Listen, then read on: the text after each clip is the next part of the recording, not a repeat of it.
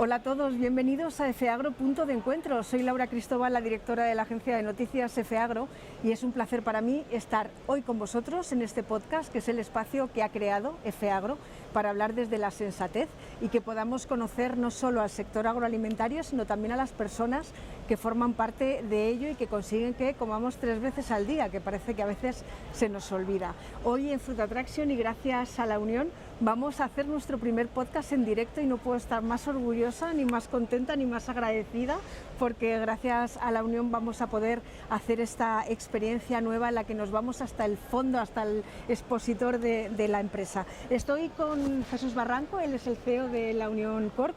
Es, entre otras muchas cosas, una gran empresa de origen familiar que está presente en todo el mundo, como contábamos hace muy poco en FEAGRO, hasta en la Antártida, a través de la comida de los militares españoles. Y es el primer productor mundial de pepinos, si no tengo error en mis dudas. Gracias por acompañarnos, de verdad para mí es un placer que estés con nosotros hoy este día. No, el placer y el orgullo es para mí, ¿no? Inaugurar esta sección en vivo, y muchas gracias por acompañarnos en esta feria y darnos cobertura en una feria que para nosotros es muy importante. Sé que sois una empresa absolutamente reconocida, conocida en el mundo entero, pero FEAGRO trata también de llevarlo a la gente del día a día que no sabe la dimensión que tiene nuestro sector agroalimentario, y que este podcast también trata de acercarlo. ¿Cómo les explicarías qué es la Unión, a qué os dedicáis y dónde estáis? Sí, nosotros somos una empresa de origen familiar. Nacimos en el 93, por lo cual ya cumplimos justamente los 30 añitos, y básicamente el negocio consiste en que hacemos de enlace para toda la producción agroalimentaria que se hace en Almería, de los más de 3.500 agricultores que confían en nosotros día tras día, pues que su esfuerzo en el campo nosotros lo llevamos a la gran distribución a nivel europeo. Y evidentemente se dice muy sencillo, pero luego la vida es más difícil, pero ¿no? la vida es más difícil, porque evidentemente gestionar la producción de 3.500 agricultores con las exigencias de cada mercado a nivel europeo no es nada sencillo, ¿no? Y también tenemos, lógicamente, una labor económica en una región como Almería, donde claro, damos empleo a más de 1.500 personas de media, ¿no? Y bueno, sin contabilizar todo lo que se genera de forma indirecta, ¿no? De toda la industria auxiliar, porque bueno, Almería podemos decir que es el AgroValley europeo, ¿no? Y nosotros ahí pues somos un referente, gracias a Dios, de todo este AgroValley que se está cociendo en Almería. ¿Creéis que vuestro funcionamiento es el futuro que puede hacer que los pequeños agricultores sobrevivan, al ayudarles a coger músculo y que la salida fuera sea con competitividad? Siempre se dice, ¿no? Que en cualquier sector hay que tener una empresa estratégica de volumen, si no, evidentemente, divide y vencerás, ¿no? Es decir, desde siempre. Yo creo que estar muy atomizados y no tener realmente un poder y una confianza, una garantía de cara a los mercados es un hándicap que empresas como nosotros luchamos porque seamos referentes a nivel país también, ¿no? Es decir, sabemos que hay otros países emergentes que también están recibiendo mucha inversión para que sean zonas productoras alternativas, pero precisamente nuestra fortaleza está ahí, ¿no? En saber poder digerir todo el volumen y ponerlo en valor en el mercado europeo para que realmente Almería, en este caso la Unión, sean confianza y sean seguridad alimentaria, sean trazabilidad y sean los que dan servicio, ¿no? A todo el mercado europeo. Por ahí va mi siguiente pregunta. ¿Somos más competitivos en volumen o en trazabilidad y seguridad? ¿O en ambas cosas? Bueno, ahora mismo se podría decir que en ambas cosas, ¿no? Pero no puedes tampoco mirar al lado, ¿no? Es decir, no puedes ocultar lo que sucede, ¿no? en otros países, ¿no? Y en este caso, la gran confianza que tiene el mercado europeo está en Almería. Somos un gran referente. Países terceros como Turquía, mientras que no estén dentro de la Unión Europea y sigan teniendo tanta alerta sanitaria, lo tienen un poco más difícil, ¿no? Ganarse esa confianza, pero también es cierto que mucho capital europeo ya está invertido en Marruecos, ¿no? Entonces, poco a poco Marruecos irá cogiendo un nivel similar al nuestro por pura inversión, por puro patriación de talento europeo seguramente a Marruecos, hasta que aquello pueda funcionar, y eso tenemos que poner las pilas y ser competitivos sí o sí. ¿Qué significa para vosotros Fruit Attraction y, sobre todo, como hablábamos antes de empezar este podcast, ¿cómo ha evolucionado tu percepción, ¿no?, de los últimos años? Hemos pasado una pandemia, guerra de Ucrania, es decir, no nos ha faltado absolutamente de nada. El meteorito. Exacto, la invasión alienígena. Sí, Entonces, ¿cuál es tu percepción este año en Fruit Attraction? Bueno, mi percepción cada año es que se va profesionalizando más, es decir, las agendas están mucho más cerradas, el nivel de los compradores es muy alto, es decir, al final no hay prácticamente ningún actor relevante a nivel europeo que no esté presente en la feria, y lo bueno es que cada vez son más concretas, es decir, son todas, ayer mismo tenemos más de 15 reuniones agendadas, o sea, no imprevistas, sino agendadas, las imprevistas también, ¿no? Y creo que eso es también un síntoma de que el sector y la distribución se toman tanto más en serio la feria como nosotros también, ¿no? Al principio, bueno, las cosas eran quizás más distintas, ¿no? Es decir, se venía más, como digo yo, a la feria de feria, con el jamoncito, Sí. el queso y tal, ¿no? Pero yo creo que eso pasa en segundo plano, gracias a Dios, y nos ponemos más el foco en el negocio, en poder planificar todo lo que puede surgir de esta campaña, que cada vez más difícil vaticinar cualquier cosa. ¿Es la incertidumbre uno de los principales problemas que se tiene ahora en el agroalimentario? Sí, lógicamente. Es decir, y desde muchos puntos de vista, incertidumbre climática, hídrica, de inflación, financiera, lógicamente todo esto erosiona márgenes y evidentemente, pues es verdad que el sector, como me decía ayer un gran cliente de la Unión Europea, el sector está acostumbrado a sobrevivir, pero también, como yo dije, no, yo respondí que sí, hay que surfear la ola, y me contestó otro, dice, más que una ola es un tsunami, ¿no? Pues efectivamente, esa es la dificultad también, ¿no? Es decir, que ahora mismo estamos casi en un tsunami que no sabes si te va a venir otro más grande o no, o si ese tsunami vendrá también con un ciclón. En ese tsunami, ¿qué papel juega la tecnología para salir adelante? Bueno, la tecnología lo que intenta es que los procesos, la planificación, intenten minimizar el impacto parcial, ¿no? Yo creo que, sobre todo a nivel de los sistemas de la información y la planificación y conocer exactamente lo más cercano posible cuáles son los resultados, aunque sean a nivel analítico de tu gestión comercial y de productos, etcétera, creo que es fundamental, ¿no? Es decir, que a lo mejor eso en el sector es algo que en otros sectores está mucho más maduro, es verdad, el sector agro quizás ese sea también uno de los retos, ¿no? Es decir, contar con herramientas ya no solo a nivel agrícola, que quizás el productor está bastante abierto, ¿no?, a adherirse a tecnologías que ayudan a ser más productivo o a optimizar costes, sino yo creo que también el siguiente reto a nivel ya de empresas similar a nosotros es la gestión de los sistemas de la información, de modelos de gestión de business intelligence, porque eso es lo que puede hacer combatir las situaciones actuales, ¿no?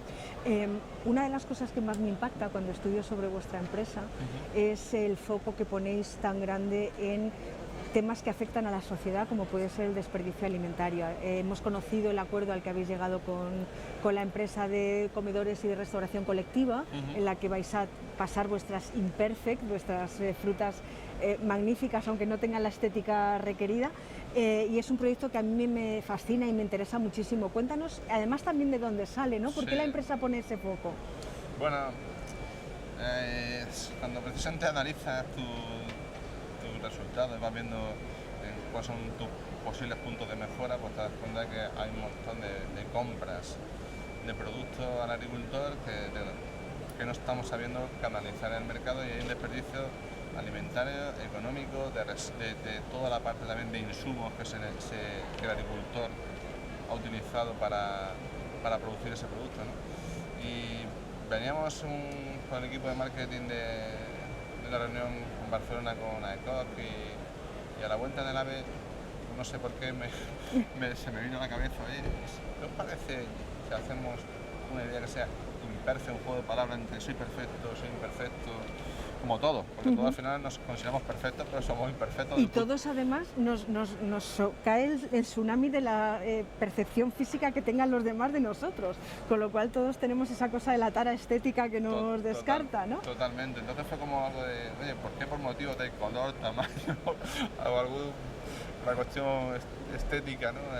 Somos excluidos, ¿no? Bueno, pues de ahí surgió un poco el mismo concepto de cara a la fruta y la verdura, ¿no? Y la verdad es que de verdad que se fue acogido con mucha entusiasmo dentro del propio equipo interno, que eso ya es positivo, porque claro, una cosa es que tú propongas una idea y la gente dice, oye, como dice Jesús, pues vamos a hacerla.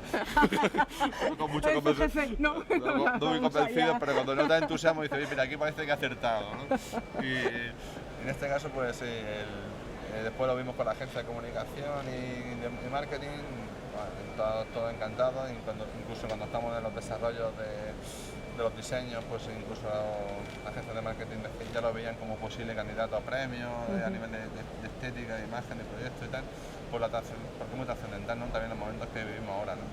Es que parece inconcebible que en un mundo en el que hay hambre, el mundo civilizado o presuntamente civilizado esté tirando y teniendo unas cifras de desperdicio alimentario que son, ya no es que sean excesivas, es que no es ético. Es decir, no es ético por nuestra parte de tirar esa comida. Sí, y hay dificultades ya de por sí a veces en las primeras calidades, imagínate si también tenemos que tirar las segundas claro, calidades, las supuestas segundas calidades, ¿no? Porque a nivel de producción en el mismo agricultor, en la misma finca, con la misma semilla, con el mismo manejo agronómico, entonces con la misma seguridad alimentaria, trazabilidad, etcétera, que de repente todo ese recorrido se tira, ¿no? Y no tiene ningún sentido, ¿no? Hay una parte que me gustaría hablar contigo, que es la historia familiar de esta empresa, ¿no? Porque 30 años después vemos sus dimensiones y su llegada a todo el mundo, pero no podemos olvidar de dónde nace, y es tu padre. Sí, entonces, mi padre y madre, ¿qué legado dejó ellos, y qué legado quieres dejar tú? Bueno, ellos a mí me dejaron un legado que para mí sigue estando ahí, es el riesgo empresarial. Mis padres, incluso antes de este inicio de este proyecto, porque han tenido distintas etapas anteriores en el sector, pero ellos han sido siempre muy empresarios, ¿no? Es decir, la palabra emprendimiento iba en su ADN y para mí eso es algo que me ha quedado, ¿no? Es decir, se han tenido una idea, han creído, han llegado fuerte y han luchado por ella, ¿no? Y te puedo contar quizá la anécdota así más llamativa, ¿no? Y es que hay varias, ¿no? Una de ellas fue mis padres ya empezaron comprando en antiguas subastas que habían en el Ejido. Entonces mi padre se dio cuenta que ya si se hace un pequeño preenvasado y clasificación, pues los mercados tradicionales podía tener un poco más de valor añadido. Y el primer centro de envasado, por así decirlo, oficial de la familia fue la era del cortijo de mi abuelo debajo de una morena. Que estaban mi madre y mi tía envasando, ¿no? Ese fue el primer centro de manipulado. Para que luego se cuestione el procesado, ¿no? El procesado empieza desde casa, ya desde el primer momento. Ahí empezaron una dinámica entonces de distribución a los mercados tradicionales, que era el gran canal de consumo, ¿no? Entonces, y donde de Talmería llegar a Zaragoza ya parecía una odisea, ¿no? Lo era. Lo era. Y eso era un poco las dinámicas. Finalmente empezaron pasaron de la era al garaje de la vivienda, y en una de estas pues llega un señor del pueblo y le dice a mi padre, mira, te compro el garaje, que quiero montar un bar. Y mi padre tenía enfrente una pequeña parcela y mi padre le pregunta a mi madre, oye, hay un señor que nos compra la vivienda para hacerse con el garaje, para hacerse un bar aquí, ¿qué opinas? Y mi madre dijo, venga, pues vendemos y construimos al lado ya una vivienda nueva y ya hacemos un pequeño almacén de manipulado un poco más grande. Esto que así se ve muy sencillo, cuando llegó que mi madre con 2 hijos preadolescentes y yo recién nacido nos fuimos durante 2 años a una autocaravana mientras que se construía la vivienda. Esos son los sueños, ¿eh? Y lo que se tarda en construir un sueño. Y ahora hablamos, bueno, claro, sueños, y ahora que están tan de moda también la conciliación familiar y laboral y el papel de la mujer, ¿no? Pues eso evidentemente son grandes aprendizajes, ¿no? Es decir, jugarte prácticamente hasta tu casa, tu garaje, estar conviviendo con 2 adolescentes y un bebé en una caravana durante 2 años mientras que se construye ese proyecto, pues es uno de los grandes, ¿no? Aprendizajes. Y otro es no tener complejos, ¿sabes? Para mí, mi padre, por ejemplo, se fue al mercado de Copenhague sin tener ningún tipo de idioma, ni estudio universitario, ni nada por el estilo. Y y empezó a dar voces en el mercado de Copenhague diciendo ¿hay alguien que hable español? Había voces mitad del mercado de Copenhague y casualmente una paisana de Almería contestó ¿qué quieres? ¿no? ¡Qué maravilla! Y entonces era cuando había mucha inmigración también de almerienses y andaluces por Europa y Cataluña, pues esta señora se fue a Barcelona, trabajaba a la Costa Brava, se enamoró de un danés, se fue a una amiga danés, y el danés tenía un puesto en el mercado de Copenhague, ¿no? Y bueno, pues el mundo llegó así. El mundo y la vida. Y la vida, ¿no? Pero es verdad que fíjate, ¿no? Como a veces el no tener complejo, no tener a lo mejor esa versión al riesgo. No tener miedo, ¿no? No tener miedo, pues quizás ese es uno de los grandes aprendizajes que hemos tenido, ¿no? Y anécdotas ha habido muchas, ¿no? Es decir, en otra ocasión mi padre fue a Italia a intentar cobrarle a un cliente italiano y claro, cuando pues eso, las pólizas de crédito a lo mejor de seguros comerciales no eran igual que ahora, cuando no, la justicia a lo mejor no era igual que ahora y se iba entonces a cobrar a los clientes cuando llevaban ya un retraso importante. Y en mitad del rancho del italiano le sacó una escopeta y dice hasta que había llegado. Madre del amor hermoso. Entonces mi padre dijo, mira, esto es muy sencillo, antes de sacar el frío también, ¿no? Ponte en el lugar, dice, si no me quieres pagar no me pagues, pero no me mates. No me mates, ¿no? Y me voy con mi puerta y ya está, ¿no? Cuando me cuentas esto me hace reflexionar mucho sobre cómo vivís con lo que habéis pasado y pasáis, que la gente no valore vuestro trabajo. Bueno, al final tampoco creo que, o sea, a mí, como decir, el que ya no es lo que más me importa, ¿no? Es decir, de hecho sí es verdad que en pueblos y ciudades pequeñas hay mucha opinión pública y, como dirían ahora, ¿no? Muchos haters, ¿no? O sea, de toda la vida, ¿no?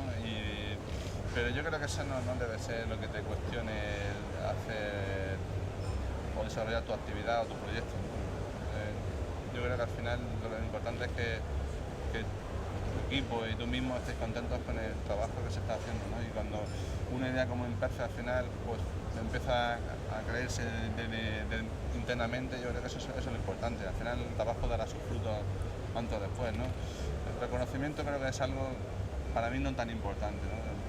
Creo que tenemos otras cosas más importantes que es hacer un buen trabajo. También hay momentos, es verdad, que la sociedad sí se ha reconocido por pandemia, pero es verdad que el sector alimentario durante la pandemia, igual que el sanitario, fueron los grandes sectores no más reconocidos, aplaudidos. Sí, eran esenciales, pero parece que se ha olvidado. Pero también el sanitario. Es decir, que la sociedad encumbra y fulmina muy rápidamente, entonces si te dejas llevar por eso, pues tendríamos un problema emocional, ¿no? muy grande. Si miramos hacia el futuro, ¿qué esperáis de Bruselas y de las políticas comunitarias? Que dejen de fastidiar tanto. ¿Por burocracia o por regulación? Pues ambas. Ambas. Yo creo que estamos llegando a una situación donde es muy difícil de gestionar, ¿no? Y además cada país europeo empieza también a hacer sus propias transcripciones, por así decirlo, derivaciones de las directivas europeas y con el tema de los envases de plástico, por ejemplo, es un caos. Lo que en Francia es un packaging insostenible no es aquí. El incremento de los costes también por medidas de este tipo es increíble. De repente tienes que gestionar stocks de productos que precisamente su vida útil es muy pequeña. Y cuando a lo mejor también se ha criminalizado el plástico, cuando el plástico es el uso que le damos nosotros como humanos al plástico. El plástico de por sí no hace nada, ¿no? Y incluso se empieza a regular cuando muchas ciudades, incluso en comunidades autónomas, no tienen las infraestructuras creadas para poder gestionar eso en base de compostable o... Si es lo que hagamos, el uso que hagamos de ello, igual que los fitosanitarios, los fertilizantes. Es decir, las herramientas en sí no son perversas, ¿no? Es el uso que haga el ser humano de ellas. Correcto, ¿no? Tengo un amigo que me decía que la diferencia entre medicina y veneno es la dosis. Efectivamente. Y yo creo que en eso se nos va un poco de las manos a nosotros, ¿no? En el sector de la fruta y la hortaliza, ¿hemos cambiado mucho como consumidores? ¿Os pedimos cosas muy distintas? Yo creo que lo que hay es un gran desconocimiento. Porque, bueno, yo tengo, te puedo decir ejemplos que me ha pasado con gente con estudios, grandes profesionales, y cuando le intentas explicar que el mismo pepino, porque uno es ecológico y otro no lo entienden. Ya. Entonces, si el consumidor no sabe cuál es la diferencia entre un pepino convencional o estándar y un pepino ecológico, pues claro, estamos muy lejos de por qué el consumidor se comporta de una manera u otra. Y al final yo creo que pues otros estamentos o intereses son los que manejan las políticas de consumo, como el mismo tema de la sostenibilidad, ¿no? Del uso de los materiales. Al final, como eso que es sostenible, sí, pero ¿por qué? Porque hay otro tsunami, ¿no? Que parece que nos tiene que llevar a ciertas decisiones que no son quizás razonadas, ¿no? Y yo cuando te pasa estas cosas, es decir, que dices, mira, tú sabes que el mismo agricultor de la misma finca, con las mismas semillas, lo único que usa unos productos de síntesis química o no, o para combatir las plagas, los virus, etcétera, pero que es la misma, todo es igual. Todo es igual, lo único es esa diferencia de si viene una plaga, un virus, etcétera, puedo utilizar un producto de síntesis química o no, pero dentro del amparo de lo que exige los límites de residuos de la directiva europea. Dicen, ¿en serio? Digo, en serio. Y nosotros como empresa, es que prácticamente la agricultura en ese aspecto evoluciona con una barbaridad. Es decir, la incidencia de España a nivel de fitosanitarios que son mínimas, ¿no? Entonces, no digo que el ecológico haya que despreciarlo. De hecho, nosotros también tenemos líneas ecológicas. Lo pongo como ejemplo del desconocimiento que hay por parte del consumidor, ¿no? Me hacía reflexionar sobre que además los consumidores nos hemos acostumbrado a tener cualquier tipo de fruta y verdura en cualquier momento del año. Hay gente que cuenta eso como una crítica. Eso es tu reflexión dentro del sector es que deberíamos adaptarnos más a la temporalidad o que realmente la tecnología y la logística nos deja hacer otra cosa. Es una buena reflexión. Yo creo que desde un punto de vista del agricultor, mientras más calendario productivo pueda tener, más fácil podrá tener los rendimientos económicos que le permitan mantener la actividad. Ahora, ¿hasta qué punto ponemos foco en sostenibilidad, pero luego nos traemos, no sé, piñas o naranjas todo el año y ahí no medimos la huella de carbono? Pues a lo mejor ese tipo de incongruencias están en el mercado, ¿no? Pero, o la banana versus el plátano de Canarias o cualquier cosa de este tipo, ¿no? Y yo creo que ahí el consumidor en ciertos momentos pues tiene sus propias contradicciones. Lo que sí es verdad, y se lo escuché a Pimentel en una charla, es que nos hemos acostumbrado a tener todo en cualquier momento y barato. Es decir, nadie se plantea que se esté tomando un café de Colombia o un té de China con una rodaja de la fruta que sea un mix de frutas tropicales o no, o tomate y tal, a un precio básicamente muy económico, ¿no? Sin embargo, con otros aspectos de consumo, el consumidor no ha tenido esa misma percepción de que sus productos necesarios básicos, incluso aunque vengan de orígenes externos, no los tiene que pagar, ¿no? Me decía una persona que los españoles en ese sentido estamos muy mal acostumbrados porque estamos acostumbrados a comer bueno, muy rico y muy bien de precio. Y entonces esa mala costumbre nos hace asumir mal situaciones como la de ahora de inflación o de la repercusión de los costes de los inputs que tienen todos los agricultores. Me estaría mucho más tiempo, pero sé que no puedo. Y quería terminar contigo con una reflexión. ¿Qué elasticidad le queda al sector de fruta y hortaliza española? ¿Qué margen tiene todavía la Unión para crecer más todavía?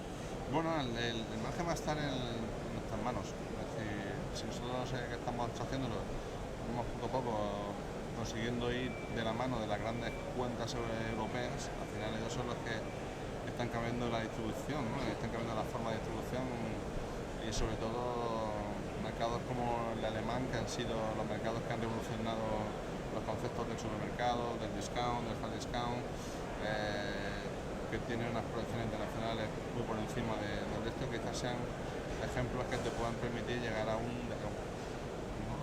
lomos de ellos y llegar a donde ellos puedan plantearse, ¿no? Es decir, yo creo que eso es, como empresa, siempre que tengamos la confianza y sepamos dar el servicio adecuado a estas cadenas, pues podemos ir creciendo, ¿no? Y luego faltaría que eso sigamos con la confianza que tiene el agricultor puesta en nosotros para realmente seguir siendo su opción escogida, ¿no? pues te dejo con una cita para el año que viene, o sea que cuando nos volvamos a ver en Fruit Attraction tienes que volver a venir a nuestro podcast. Hemos terminado este podcast en directo, estoy muy contenta, te agradezco de verdad que hayas sido nuestro primer invitado en directo. No os perdáis Cefeagro Punto de Encuentro porque es el lugar de todos.